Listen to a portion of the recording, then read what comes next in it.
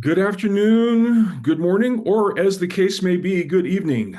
I'm Jonathan Bine from Distribution Strategy Group, and I'm welcoming you to our best practice study on the state of CRM and sales analytics and distribution. We're at a point right now with CRM where it's a part of a large wave of adoption by distributors to get CRM into their business. We're seeing it deployed more broadly than just the traditional sales focus. And we're also seeing a lot of infusion of additional functionality in CRM that we're going to talk about in the webinar today. First, I wanted to share a little bit of information on our AI conference. It's called the Applied AI for Distributors 2025 conference. It's in Chicago, about 6 minutes by Uber from the airport, June 24 to 26 this year. It's basically a noon from Tuesday to noon Thursday conference. So it's basically a 48-hour conference. And we've got a really distinguished set of speakers and panelists. Actually, our two sponsors from today are also sponsors for the conference. We'll be introducing them here in a moment. Some of the topics to be covered include AI in action. How do you deliver real value? Key point, how do you put AI alongside human beings? There's places where there can be collaboration and integration. And we've got more than 25 AI-enabled distribution technology companies talking about applications that are providing efficiency and effectiveness for your business. You can get more information at Applied AI for Distributors, or you can scan the QR code. We'd love to see you there. It's a terrific conference, lot to learn and capture in this busy time of AI evolution. Also wanted to talk about an offering from Distribution Strategy Group. I think the key question is, what would you do differently if you had a good idea of how much your customers or prospects were spending in total, and also, more importantly, by product category? And what the answer to that is, you would probably start to focus on where the gaps are. So as shown in this simple example, category A has a $36,000 gap. Getting $12,000, you could sell $36,000 more. You might start to focus the discussion around product category A or B, or places where there are large gaps. Demand RX from Distribution Strategy Group allows you to grow wallet share, to define an ideal customer profile, and then use that ideal customer profile to find prospects that look like your very, very best customers. Finally, you can use all of this to measure market share. In this time of uncertainty and tariffs, it's an ideal time to get going with Demand RX and really start understanding the white space in your customer base and prospects. I'd like to introduce Net at Work and Mike Bellino. Mike, thank you for being a sponsor for today's webcast. Hi, everybody. My name is Mike Bellino, and I work for the CRM practice here at Net at Work. I'm happy to be here and share who Net at Work is and how we help customers. Next slide, Jim. So at Net at Work, we run many practice areas specializing in ERP, CRM, employer solutions, and cloud and managed services.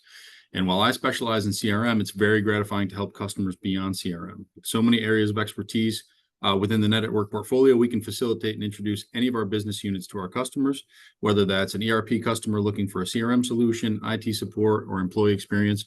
Our customers thrive having their solutions and expert partners under one roof.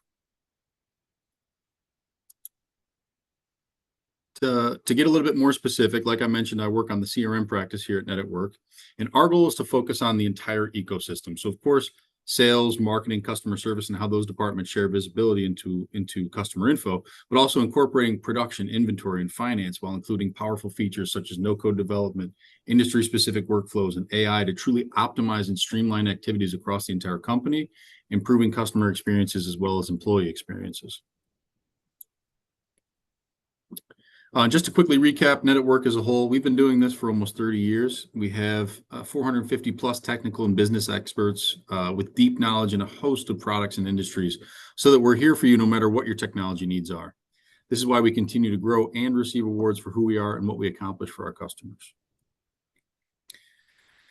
Again, my name is Mike Bellino. I appreciate being here with you all today. Feel free to send me an email or scan the QR code for my full contact information. Thank you. Thank you so much, Mike. I'd like to welcome Kristen Tom from White Cup Solutions. Hi, thanks so much, Jonathan. Good to be here. Hi, everyone. I'm Kristen. I'm our Senior VP of Customer Experience at White Cup. We purpose build CRM and BI software for distributors. So if your team is juggling spreadsheets, legacy systems, generic CRMs, you already know the pain of trying to make sense of all of that data, including your ERP data. So that's where we come in. White Cup turns that data into crystal clear sales direction, helping you prioritize the right customers at the right time and take action that actually drives revenue. Advance to that next slide. Today, everyone's talking about AI, but most AI tools are vague, they're generic, or they're built for someone else's business model. So at White Cup, we've built AI that your sales team can actually use, and it's available right now inside our platform. Buying cycle insights shows you exactly when a customer is likely to reorder before they go cold. Predictive sales forecasting gives you visibility into what's coming next based on your real sales patterns. Stock Sense helps you move surplus inventory with personalized and targeted sales campaigns in just a few clicks. And AI Field Notes captures in-person conversations and auto-generates summaries, follow-ups, and next steps. No typing required. Advance to that last slide there. So if you're ready to turn insight into action, we'd love to show you how it works. Scan the QR code here or visit whitecupsolutions.com to book a quick walkthrough. Thank you so much, Kristen. Kristen, it's a pleasure to have you back, and we're actually going to be talking about some of the things that you just mentioned as part of the webinar today, because you guys are really leading the way with your CRM solutions. So, Wonderful. Thanks so much. thank you. Couple pieces of housekeeping before we go into the main part of the webinar. We welcome questions along the way. I would ask that if you're going to ask a question, you make sure to identify who you are rather than pose an anonymous question or pose anonymously. And then a second piece is the webcast will be coming out usually within 24 hours. So if you have to drop off early or you wanted to share it with somebody, they can register and see the webcast. I want to talk a little bit about the maturity model that we look at for CRM, because things are really in flux. The whole CRM world has really come from a place of how do we do contact management and opportunity management and management using it as a management tool to how our CRM users empowered, and where it's really providing a lot of information to the user rather than a tool for the management. So when we look at CRM maturity, we look at a couple of different dimensions. The first is how much adoption is there within the organization? There's an adoption curve in the market for CRM, and we're going to see a huge uptick in that adoption between now and the end of the decade. But within a business itself, there's also an adoption curve. There are power users. There are business functions that are using CRM more heavily than others, but it's not just sales anymore. So we look at frequency of usage, we look at the breadth of the business functions and the departments that are using it to understand adoption. Another big piece that's happened with CRM is that if we roll the clock back 10 years ago, CRM was a weak reflection of perhaps what was in the ERP. Maybe the customer list was shared. Sometimes the transaction, the financial data was shared. But we're in a different world now where the CRM has become its own integration point. It has its own identity. And so when we start to look at the adoption, the integration with ERP is a really big part of the maturity. Another set of applications, and there are more than what I'm showing here, but the integration with marketing automation, integration with e-commerce, BI and analytics, data warehouse. These are other things that we're starting to see. If you look at the marketplaces of, let's say, the large general CRM vendors in the space, you will see many, many, many, many, many applications that are available for plugging in. And that's a sign of where things are going in terms of the whole integration world. And some of these are going to be in the marketing automation space, also its own adoption curve, e-commerce similar, and then the other integration areas. We'll talk a little bit more about integration, but that's a really key aspect. The successful CRMs today are not standalone. They are heavily integrated, and there's often an integration roadmap of what's going to be done over a period of time. A third area for CRM maturity is automation and workflow. Now, again, this is shifting away from the contact management, opportunity management, old world into the how do we get efficiency out of the CRM? How do we build in processes that are going to make sense? The workflow management, the automation that's available in CRMs today is a key part of that. Some distributors are leveraging this, but many are not. So that's part of the maturity model. When we look at the different types of CRMs deployed by distributors, we see several different categories. I mentioned the general purpose CRMs. So many of you have heard of Salesforce or perhaps Microsoft Dynamics, and now even HubSpot has created a CRM that would be considered a general purpose CRM. These CRMs don't tend to have specific functionality for distribution. And then when we look at the purpose-built ones, which I would describe White Cup as, these are created specifically for the distribution industry, perhaps manufacturing as well. But the key thing is that they're not really oriented towards a B2C world, and that's where the purpose-built ones differ. They're really focused on this B2B world, often with distribution as the main emphasis. There are also CRMs available from your ERP vendor. So these are created by an ERP company almost exclusively to work with that ERP. Some of the advantage, or perhaps the main advantage of this ERP-based CRM is that it is automatically integrated with the given ERP. But these ERP-based CRMs tend to have less functionality than the purpose-built or the general purpose ones. And then finally, we look at the custom CRMs created by and for a single distributor.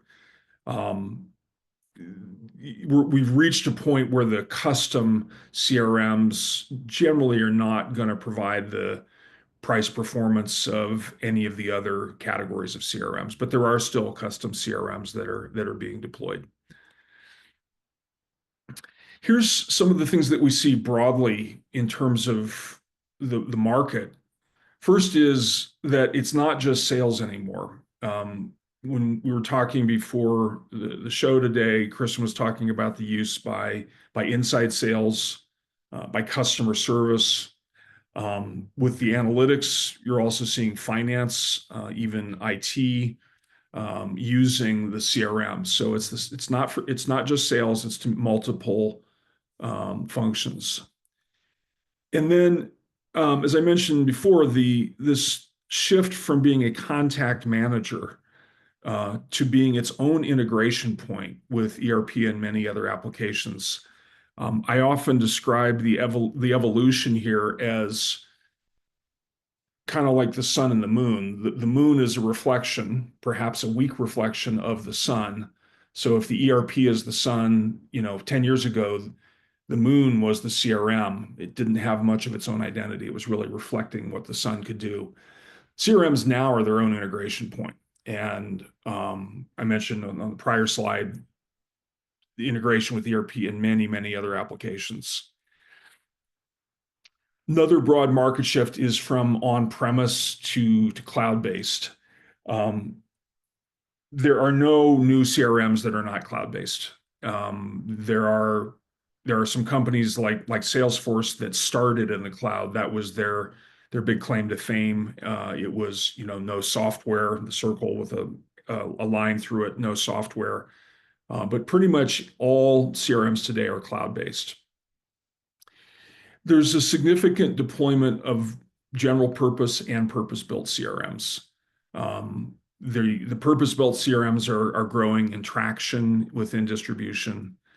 And then I think the final piece is that the CRMs are now not only delivering efficiency measured in um, reps being able to make more calls or be able to prepare for calls more efficiently, but now it's actually the information that is available to a CRM user is actually delivering a better customer experience to the end customer. So those are some of the things that we're seeing as broad market shifts.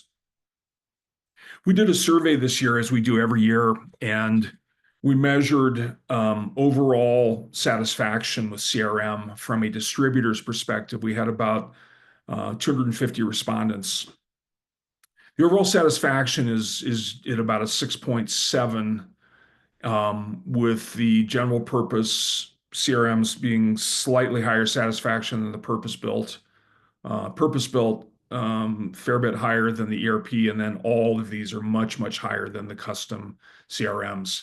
It's really tough from an economic standpoint to justify doing a custom CRM today, given the rapid rate of change and the capital influx into CRM vendors, who are rapidly evolving what they're doing. One of the things I would say about the general purpose CRMs is that those tend to be deployed by the enterprise companies. So you're seeing correlation between the general purpose CRMs and the enterprise or the larger distributors, whereas the purpose-built systems are getting more traction in the mid-market. One of the things that we noted is that the overall satisfaction with the CRM initiative is typically highly correlated with the length of the implementation. So the longer the implementation, the lower the satisfaction with the overall CRM initiative. Here's some of the things that we saw from the respondents who have very, very high satisfaction with their CRM. First of all, they have very strong ERP integration capabilities. We're going to see in a couple slides that integration with ERP is not just a Boolean thing. We have it or we don't. There are different levels of integration. So generally, the more the integration, the higher the satisfaction. AI is all over CRM these days, and there's different types of enablement going on and different features that are making their way into CRM. So the companies that are deploying AI-based or AI-enabled, I should say, CRMs are seeing very, very high satisfaction. The whole user experience, UX, user-friendly interfaces, is a really important piece right now. And there's a lot of news and articles about creating user-friendly interfaces. If you look at some of the early CRM systems that were kind of cloud-based, in many ways they looked like a character style interface just translated into a graphic user interface system. They didn't really exploit the power of a graphic interface. The navigation was also lacking in many ways. So now there's a bigger emphasis on user-friendly interfaces, and that's creating happier customers. Being able to understand what your customers are doing is another piece, and that can range everything from the ERP integration to what's happening from their buying behavior. There might be signals from a marketing automation system, what they're doing on your website, what they're doing in social. Ability to understand the customer behavior is another piece of CRM that's driving satisfaction. And then finally is that the core sales functionality doesn't have unnecessary complexity. One of the trade-offs with all of the integration is that there is sometimes a lot more complexity. And so getting to the core sales functionality without unnecessary complexity is an important piece. Things that we heard overall, not just from the high satisfaction respondents, is that the most important factor is integration with the ERP system. There is this trade-off between complexity and usability. So striking the right balance between feature functionality and Ease of navigation, ease of use is key for a lot of users. Um, there are adoption challenges. I think while I think that a lot of CRM vendors are trying to figure out how do we compress the adoption cycle, meaning well, actually I would say deployment and adoption. Um, so getting that time to value down, smoothing out the road bumps there is an issue for many CRM initiatives. Um, the mobile capabilities is another piece that's a challenge for distributors. Is the lack of effective mobile access. It's a common complaint. And also creating stuff in a format that can show on your cell phone. Creating an effective mobile format is a key piece. Many end users or many distributors are thrilled about the AI and automation as providing differentiation. And still, through all of this, some distributors wonder, are we actually getting a real ROI? And I think a lot of those are coming from perhaps the older CRMs where the ROI was a little bit fuzzier. Here's some of the things that we noticed about the selection, setup, and deployment of CRM. One of the things that we asked about in the survey was the involvement in selection and deployment of CRM.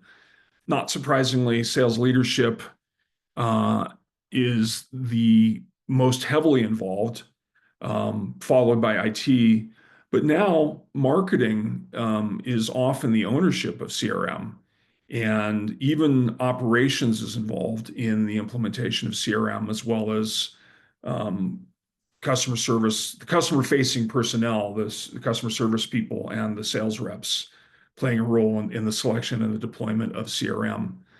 So, so it does have a cross function flavor in the selection and the deployment of the CRM.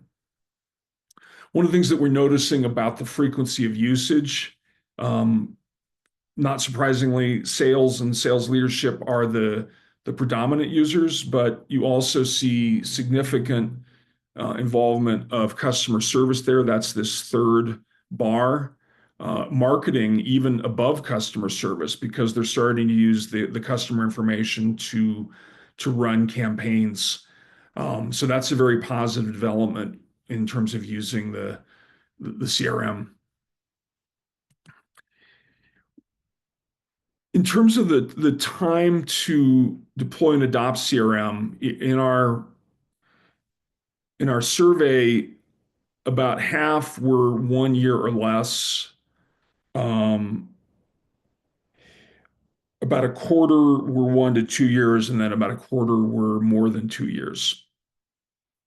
There were some, we actually asked that there were some that were doing it in 6 months or less, which is really an extraordinary um, achievement. You can see that the purpose-built CRMs are really leading on the length of the deployment, meaning they're able to get it done more quickly, more rapidly than the purpose-built. Um, Only a third of the custom CRMs are deployed in a year or less. Those take a lot longer, typically because the development is happening in-house, and um, that's a big drag on the time to value the time to deployment. About 2/3 with less than 100 million in revenue are getting it done in a year or less, which again correlates to, I should say, the fact that many of them are using a purpose-built CRM. Whereas as we go up market, 100 million and up, 500 million to a billion, 8 billion and up, only 8% are getting it done in less than a year. There's just so many moving parts in a $500 million or $1 billion company that are going to protract the deployment of CRM in a company.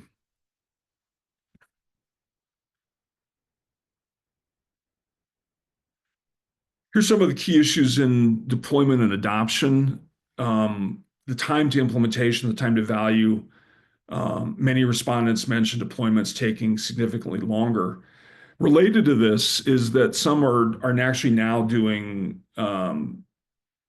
phased approach where they're deploying stuff gradually.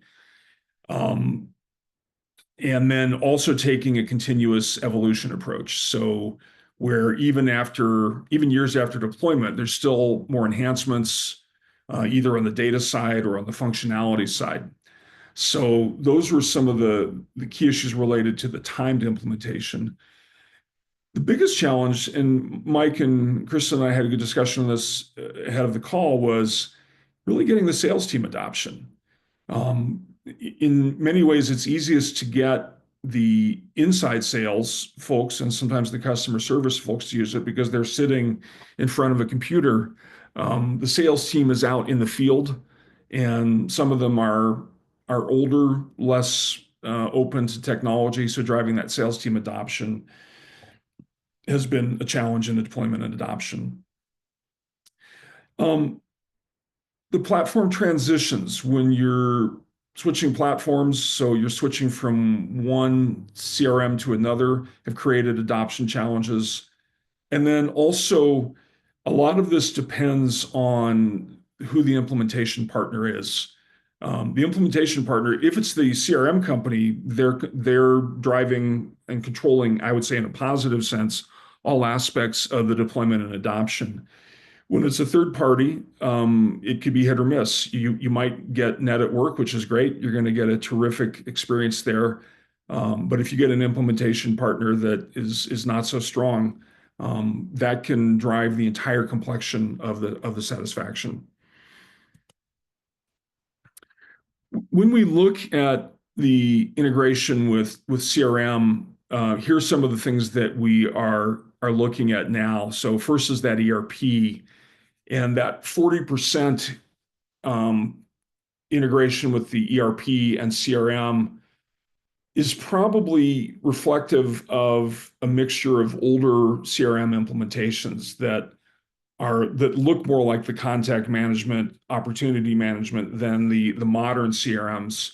A CRM like Whitecup looks at 100% integration with the ERP, and they've got easy ways to integrate with a core set of ERPs that you find in distribution, and then other ways to integrate with one-offs.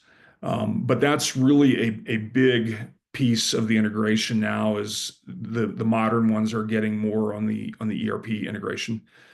The next piece is that whole integration with marketing automation and email marketing, and that can mean inbound as well as outbound marketing. The whole adoption itself of marketing automation is on its own curve, and we've watched that come up over the years of doing this work, actually having sold marketing automation in the past. So more modern, more analytically driven distributors are using marketing automation because of the efficiency and effectiveness. And using that CRM as the single source of truth is a powerful input to the marketing automation, email marketing. So about a third of the respondents have got a good integration with the marketing automation. Calendar is very easy functionality and increasing in utilization. Data warehouse, document storage under 20%. And then a much smaller percentage of phone information managers and phone dialers. So the companies that are doing telesales, trying to get 50 or 100 calls a day, are often using phone dialers, but we're not seeing a lot of distributors doing anything with that at this point.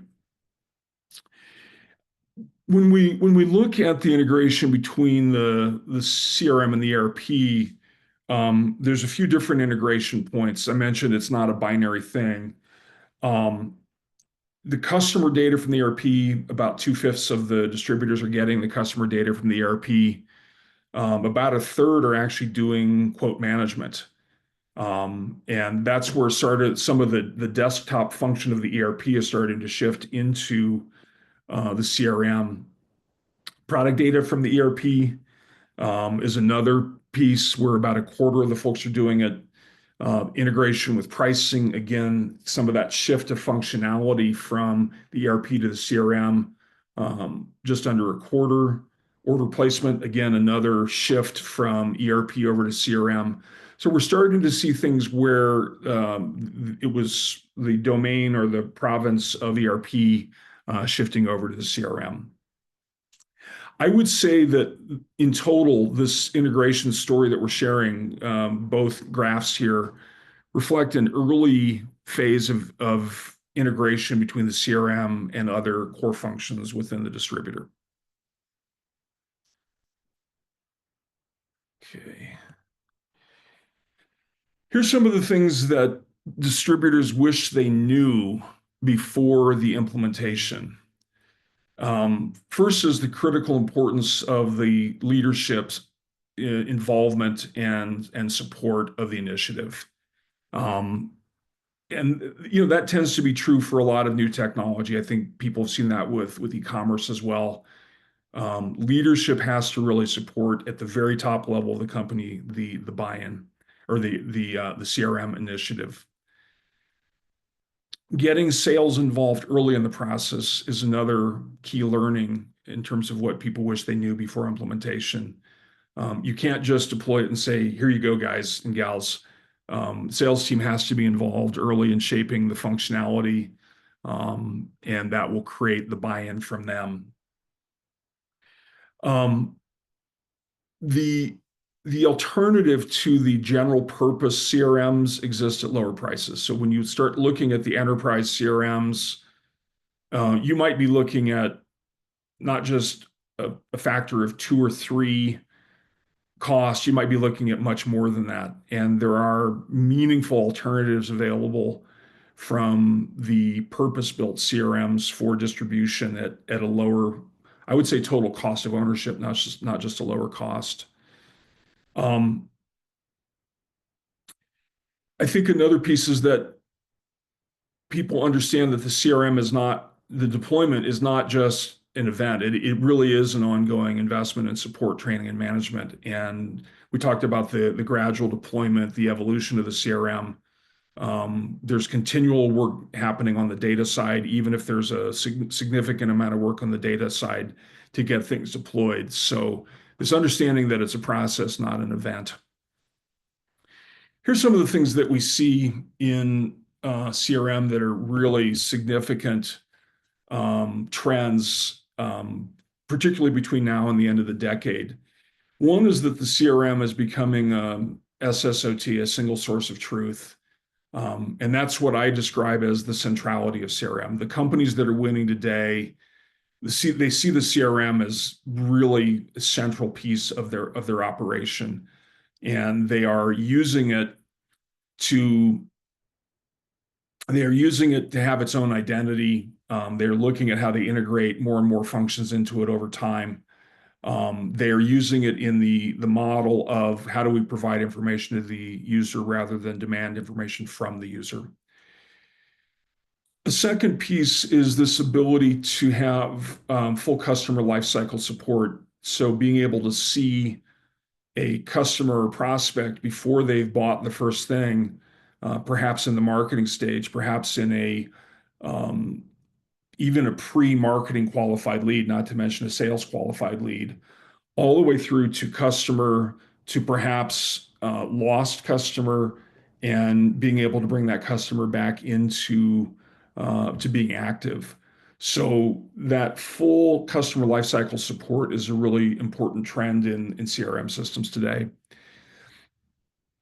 Automation is a really big piece. At our last AI conference in June last year in Chicago, we talked about a scenario of what marketing looks like in 2028 with AI. And it really does come down to being able to state at a high level what you want to do, and then have a CRM along with marketing automation, along with analytics, run a campaign, personalize, measure the campaign, adjust. We'll be talking more about the sort of integration of AI tools and what's known as agentic and interoperability that will support this type of a thing. But this integration with AI for automation cuts down the monotonous and really, really lengthy process of customer segmentation in order to understand the specific needs of specific customers. And this can help users analyze the customer data and tweak the marketing campaigns. So we're going to see significant evolution on automation. Communication tools are another piece. Many of you are participating in Teams meetings or Zoom meetings or some type of online meeting where there are more note takers than there are people in the meeting. And increasingly, these note takers are integrated into the CRM in a powerful way where you can see summary, you can query the note taker for what some aspect of the call that just happened. And as Kristen mentioned, now the note takers are not just for when you're on Zoom or Teams, but literally when you're making a face-to-face sales call, that you're able to create a full record that makes its way into the CRM. Another piece that's starting to be integrated in CRM is understanding the customer sentiment from their emails and from their messages.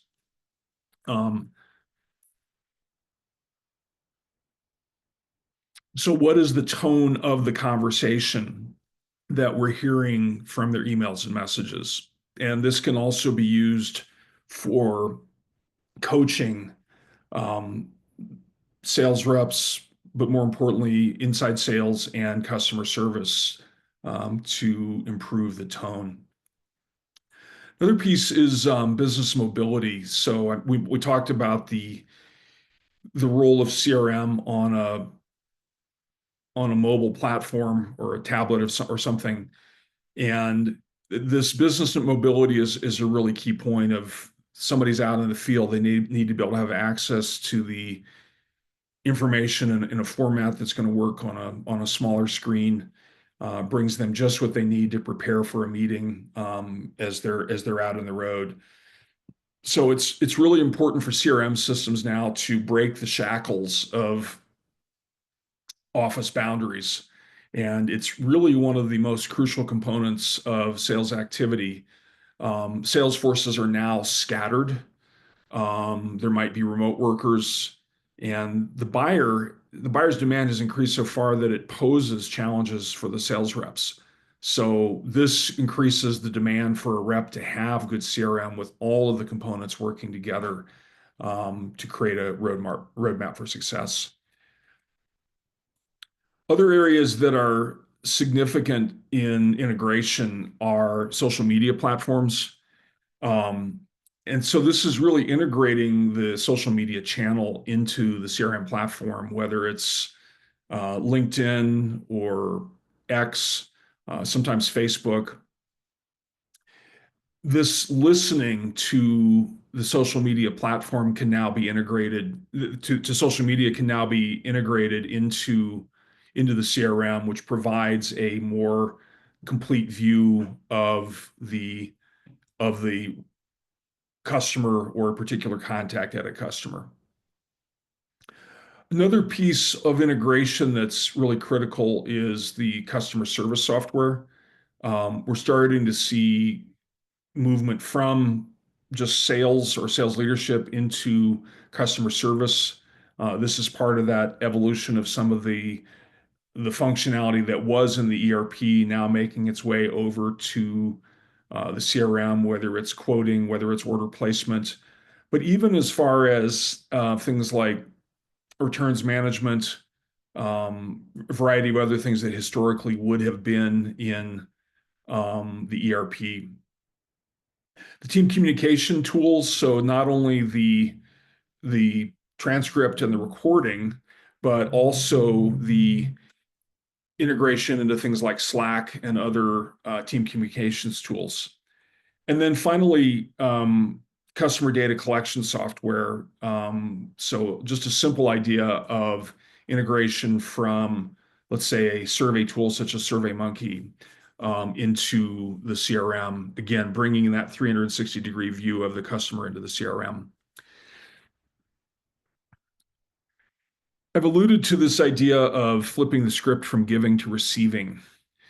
Um, when I say giving, I mean that the CRM is providing information. And that's really a key point, that the CRMs are evolving to meet demands of distributors. And that means that the distributor should not have to be putting in data or information that can come from another source.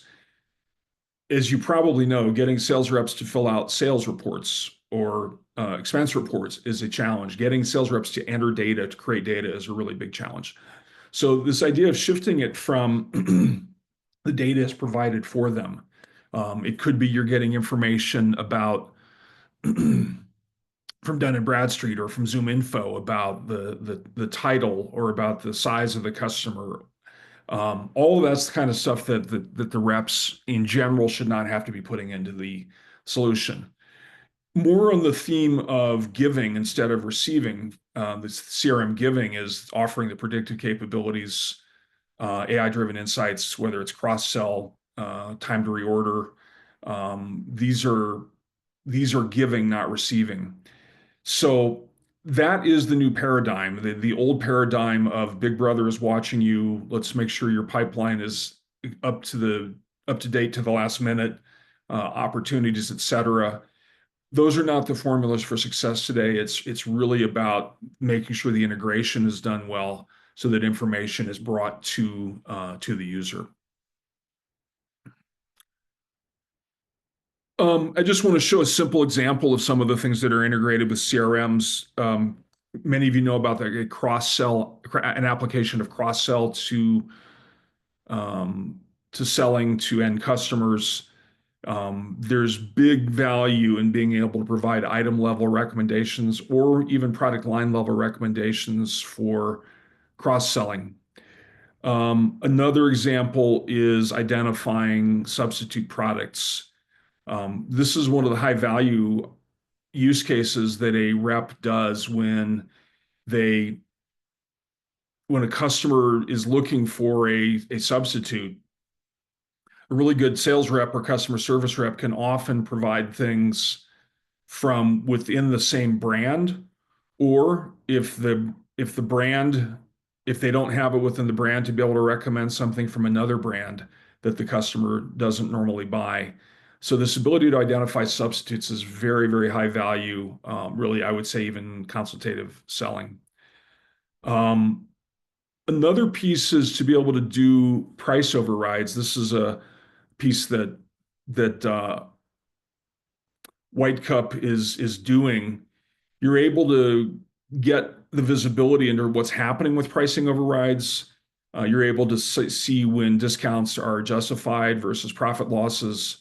You're able to see what the effect of price overrides is within an individual account, across accounts, by sales reps, et cetera. So again, more of this functionality of the ERP or the pricing system making its way into the desktop, increasingly being driven by CRM. Another example is looking at the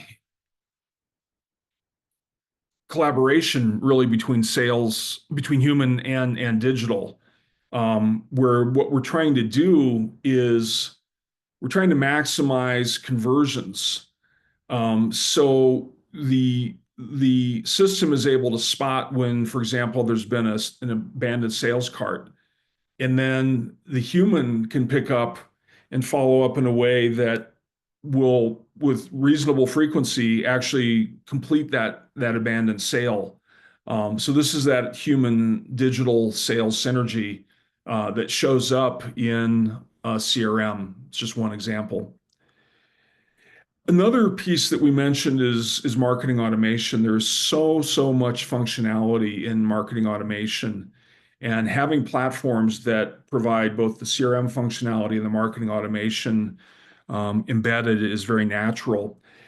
Many of the general purpose CRMs will integrate with general purpose marketing automation platforms.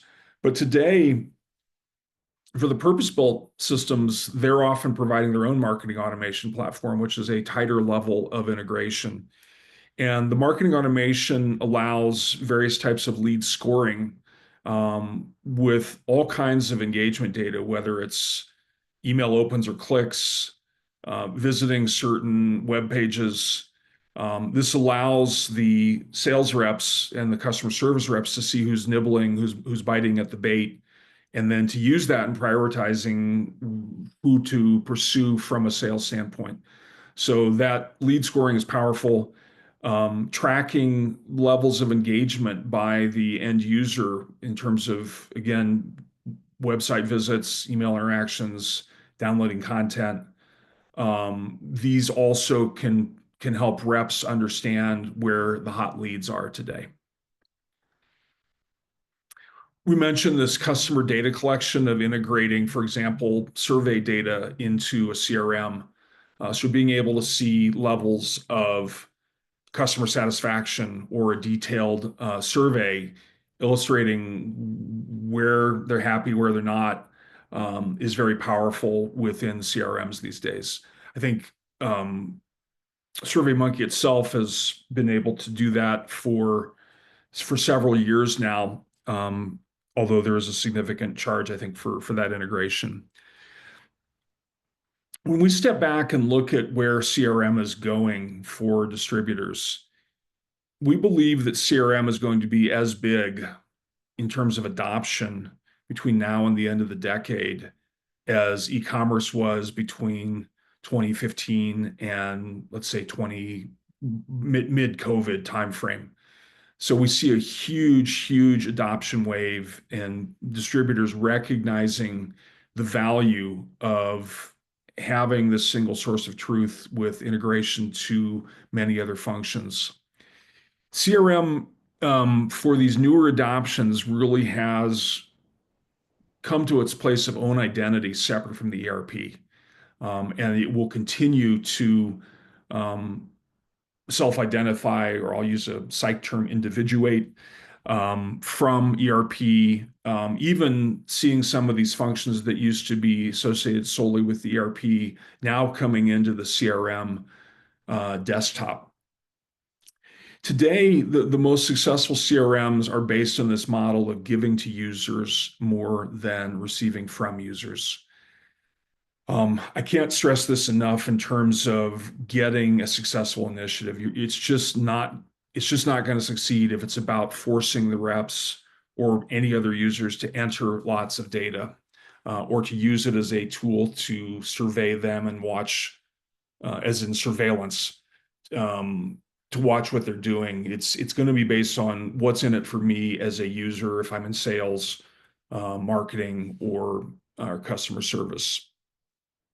One of the things about CRM that's really significant is, from this efficiency standpoint, it really is delivering on the promise of making customer-facing personnel more efficient. They're getting more calls done. And that's a very simple measurement, because the time to prepare goes down so much by having all this information and the single source of truth. On the effectiveness side, a lot of the analytics, some of the things that we showed are actually increasing revenue, and you could be seeing, mid to high single digit, even in best cases, low double digit lifts in sales revenue, just really delivering on that effectiveness promise. So if you're thinking about adopting CRM, I really urge it strongly. It's just a necessary piece of your business and will become only more necessary between now and 2030.